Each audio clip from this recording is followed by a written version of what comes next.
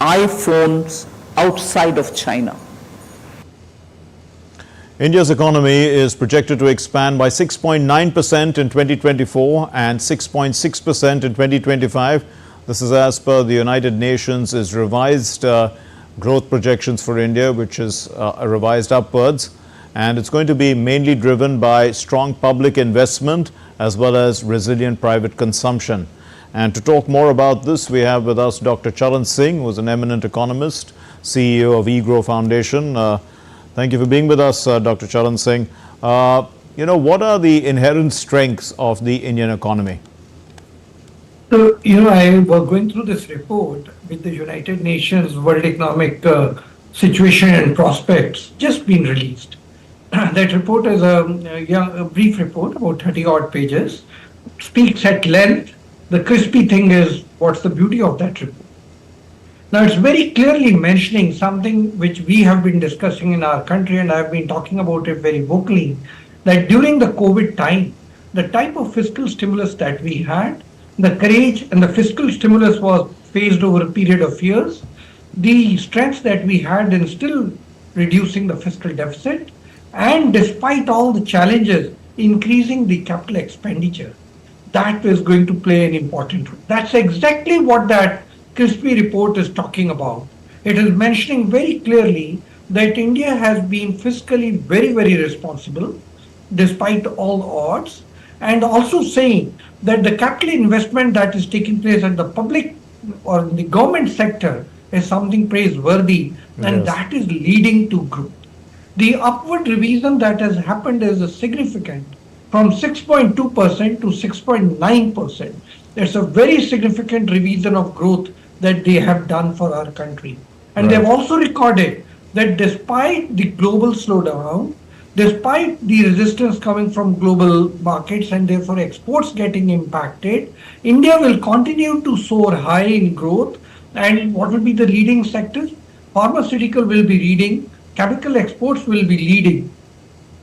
So therefore, I think the public investment and the buoyant private consumption expenditure is basically leading into higher growth, as per recorded by the United Nations report. Let's talk about that private consumption a little bit, Dr. Charan Singh. For the consumer market to be driving growth, it obviously implies that money is reaching far and wide. People have money in their pockets and are able to buy, or are they buying on credit, or what's actually happening here, and how widespread is that? And really speaking, at the end of the day, how much is this showing that the Indian economy has the appetite to be for long-term growth?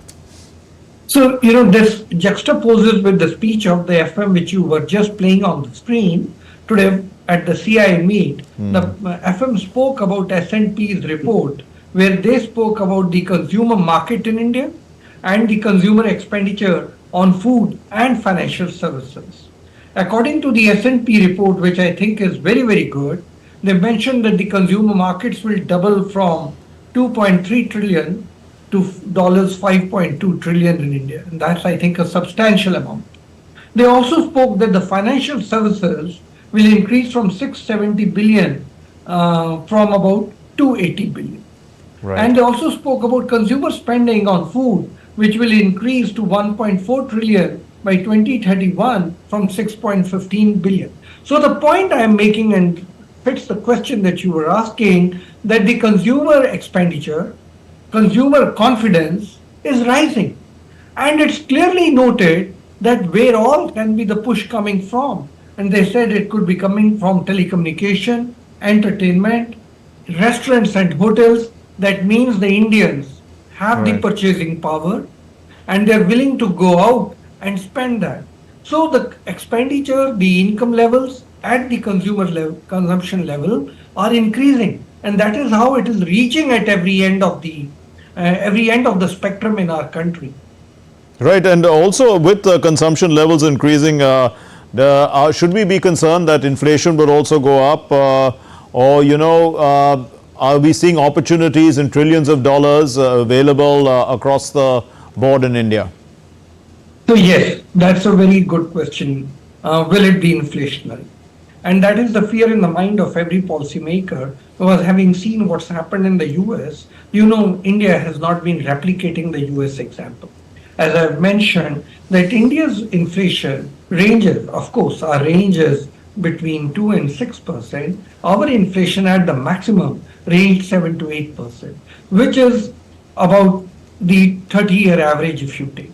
In contrast, if you look at the American inflation, which was ranging, American, Europe, and UK, which was ranging in the range of 9 to 10%, it was 5 times more than the 30-year average, which is about 2%. That sort of an inflationary impact we are not expecting in our country at all. Okay. This expenditure which is happening on consumption is basically happening because the level of incomes have increased, but they haven't increased the way the money supply in the system has expanded like in the Western world, where inflation has become a phenomenon. Even the latest figures which are coming in India, inflation is reasonably within the range, both the general inflation as well as the food inflation. There can be supply side shocks that can happen once in a while. There can be a failure of the rain, or there can be a failure of the crop for certain climatic reasons. But that does not mean that the consumption expenditure which I have just mentioned, and which is actually from 2023 to 2031, I should have clarified that, not happening overnight. It's over a period of time, equally distributed. This has no implication for inflationary pressures the way we are witnessing in the Western world. We'll leave it there. Thank you very much, Dr. Charan Singh, for enlightening us on what's driving the Indian economy. Moving on to our next story, China's Coast Guard